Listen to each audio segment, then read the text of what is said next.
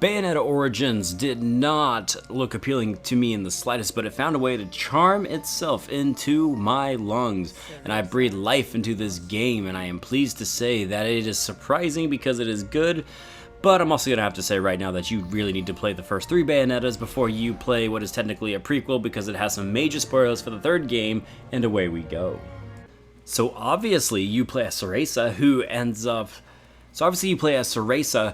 doesn't have a lot of skills and doesn't have a mom, and she ends up getting adopted by this lady and says, hey, I need to become a better witch someday, and eventually she ends up into the middle of a forest where she encounters a lost demon that tries to kill her, but quickly they become friends, and away their adventures go. Cereza wants to become an awesome Umbral Witch, and the demon wants to go back to hell because he doesn't like being trapped inside a stuffed animal. It is as weird as it sounds, isn't it? But here's the thing about it, is it pulls off the story in a lot of surprising manners and ways, and I became very much engrossed in the conclusion, and I am very grateful I stuck around for the entirety of the game because the game was so charming and delightful.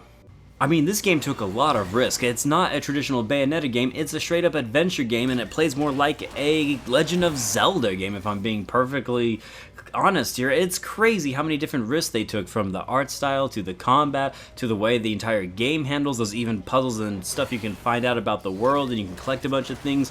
You even get heart containers, essentially, like I said, like Zelda. And that's weird, right? Because the game at first, it's kind of ugly, and even at times it is an ugly game. Graphically speaking, this is not the most appealing thing, but they focus so hard on getting the core gameplay down and the exploration and puzzles down that it became wonderful in so many different ways, and even the art style grew on me the longer I played the game.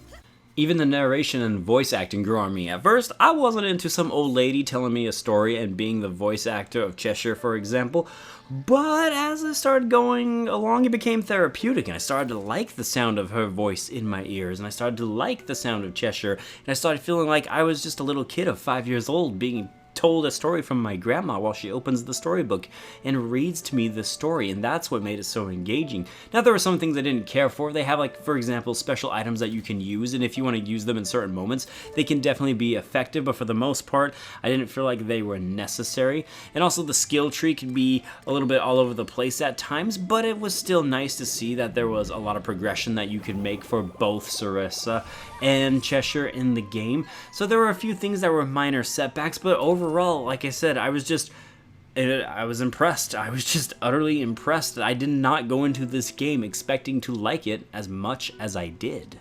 As you go along in the game, Cheshire will be able to acquire new forms, and he'll be able to do certain things that makes him a lot more useful. He gets the ability to help you traverse water, for example. He's able to latch himself onto things and pull them down. He can do really cool ground pounds, and it becomes a very complex. Something that you're familiar with Bayonetta games is, if you want it to be, the combat style and all the things you can do can become these very complex and almost like a dance, which makes a lot of sense for Bayonetta, and that is still evident here, despite that it's taken an entirely new approach. The amount of things you can do between Bayonetta and Cheshire, and you'll have to play as both of them at the same time, it's quite impressive, and it gives you a great amount of variety with a lot of extra activities for you to do.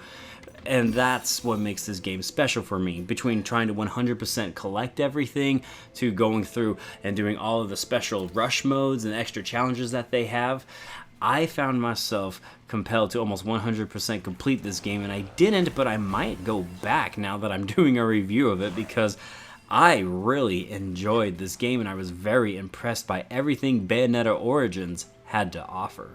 So yes, in conclusion, by all means, give this game a try. If you were on the fence about this because it's not the Bayonetta that you want, I have to applaud Nintendo and Platinum Games for taking a huge risk. Usually these risks don't pay out. I often see spin-offs kind of go no, or a change in formula that just feels way off and wrong. This game pulls it off, and it's not perfect. There are definitely problems with it. There are definitely faults. But overall, it's still a really surprising and complete game, which gives you a lot of bang for your buck, and I would argue is worth a $60 price tag. At the end of the day, that's really all you want. If you want a really fun and engaging experience, and it's in the world of Bayonetta, this is a great one to try. But like I said, make sure you play the first 3, which are very different in compared to what this is, but play the first 3 because there are definitely some spoilers at the ending for this game. It ties directly into Bayonetta 3. You may consider this your heads up, and I hope you guys give this one a shot. I had a terrific time with it personally. This concludes my ultimate review of Bayonetta Origins. Thank you so much. Let me know in the comments down below what you thought of this game. Leave a like or dislike, and I'll see you guys on the next one. I am Bradley Overrated, out like a trout, and I could listen to her call for Cheshire all day. This game is just therapeutic for me at this point.